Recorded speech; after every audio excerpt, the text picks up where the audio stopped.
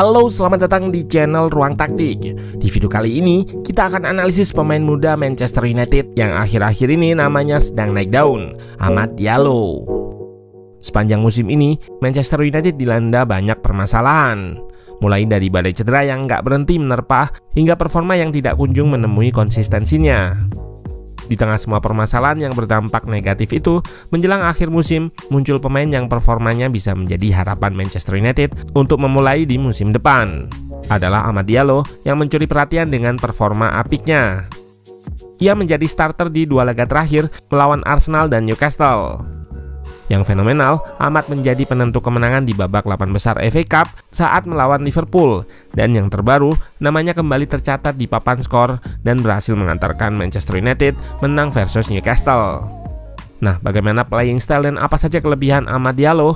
Let's go, kita bahas sama-sama. Amad Diallo sebenarnya bukanlah nama baru di Manchester United. Musim ini menjadi musim ketiganya bersama Setan Merah setelah sebelumnya ia didatangkan dari Atalanta pada pertengahan musim 2020-2021 dengan biaya transfer 21 juta euro saat usianya masih 18 tahun. Setelah 1 musim bersama Setan Merah, Amad dipinjamkan ke Rangers pada tengah musim 2021-2022. Namun 6 bulan masa pinjamannya di klub Liga Skotlandia itu nggak berjalan dengan baik. Ia nggak mendapatkan banyak kesempatan untuk mengembangkan potensinya. Baru pada awal musim 2022-2023, winger asal Pantai Gading ini kembali dipinjamkan. Kali ini ke Sunderland yang bermain di kasta kedua. Pada klub berjuluk The Black Cats itulah, Amad Diallo tampil cemerlang. Ia mendapatkan banyak menit bermain dan bisa mencetak 14 gol serta 4 assist dalam 43 laga yang dilakoni.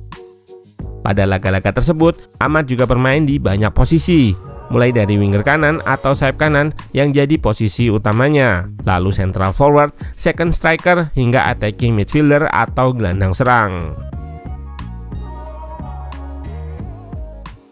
Penampilan apiknya bersama Sunderland ini menjadi modal baginya untuk kembali bersaing di skuad utama MU. Namun sayang, di awal musim 2023-2024, ia mengalami cedera lutut yang mengharuskan absen cukup lama, sehingga ia kembali terpinggirkan dari tim utama MU. Setelah pulih dari cedera, Amad mulai mendapatkan kesempatan bermain, bersamaan dengan flopnya performa winger kanan MU yang lain, yaitu Anthony. Amad Diallo sering diturunkan dari bangku cadangan di menit-menit akhir. Namun, dirinya berhasil memberikan impresi positif kepada Ten Hag. Pelatih asal Belanda itu mengatakan bahwa Amad merupakan pemain yang kuat dalam menguasai bola atau punya handling bola yang bagus.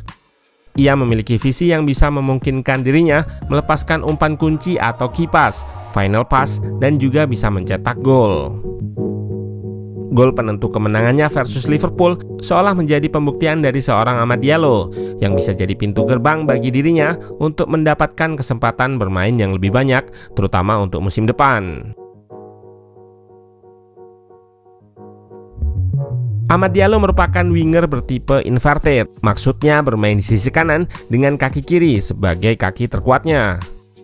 Ia pun sering bergerak invert ke tengah dengan melakukan cut inside dari sisi terluar.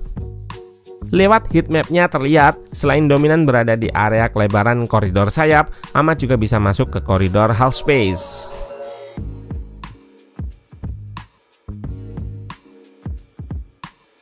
Di sisi kanan, ia bergantian dengan Wan-Bissaka ataupun Dalot untuk mengisi 2 koridor tersebut.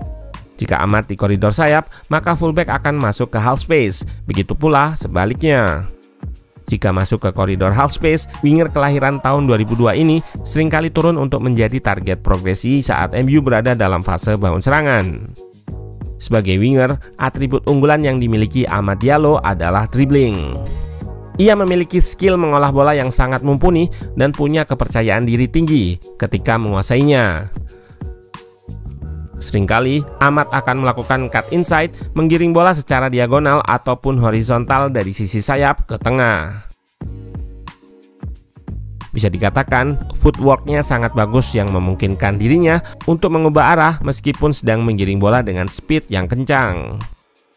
Dengan skillnya ini, Amad juga bisa lepas dari serangan lawan dan cukup lincah untuk bermain di ruang sempit.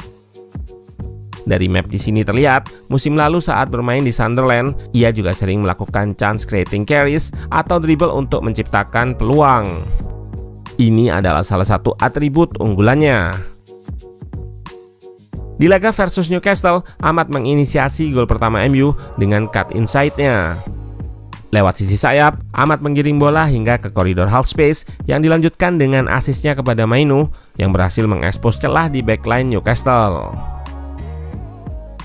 Pun begitu, meski punya skill yang mumpuni, Ahmad tetap harus disupport oleh pemain lain. Terlebih, ia merupakan pemain yang gemar melakukan link up. Karena jika kita perhatikan, seringkali Ahmad cukup kesulitan saat ia menerima umpan dalam posisinya yang membelakangi gawang dan ada musuh yang melakukan marking ketat kepadanya. Sehingga harus ada pemain yang mensupport saat ia dijadikan sebagai target progresi. Ahmad sering melepaskan tembakan dari area half space kanan yang terlihat di shot map-nya ini. Golnya versus Newcastle juga ia cetak dari area tersebut.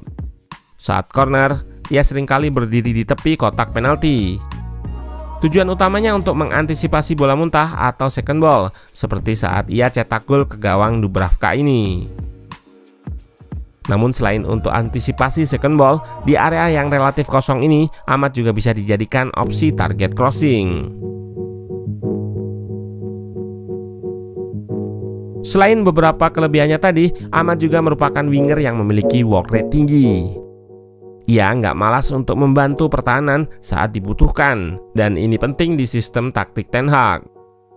Di depan, Ahmad nggak malas untuk melakukan pressing, mengganggu build up lawan. Ia juga nggak malas untuk track back seperti yang terlihat di sini saat Newcastle melakukan switch play ke sisi kanan pertahanan MU. Ia langsung mundur untuk bantu pemain belakang.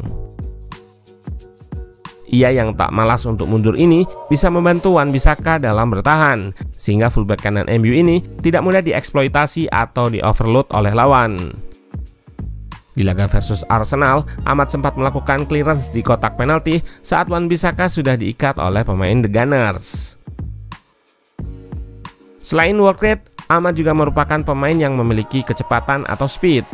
Kecepatannya ini berguna di fase transisi. Ia bisa dengan cepat naik, mengekspos pertahanan lawan yang belum reshape. Gol fenomenalnya versus Liverpool memperlihatkan hal ini. Work rate-nya dalam melakukan pressing dan merebut bola, serta kecepatannya dalam mengekspos ruang. Selain itu, terlihat kualitas finishing ciamiknya yang mampu menempatkan bola ke pojok tiang jauh. Dengan performa gemilangnya di akhir musim ini, sangat tidak adil jika Ahmad nggak dapat menit bermain di musim depan nanti. Ten Hag harus berani mencadangkan pemain yang nggak perform dan bisa menciptakan kompetisi internal untuk merebutkan posisi winger kanan ini.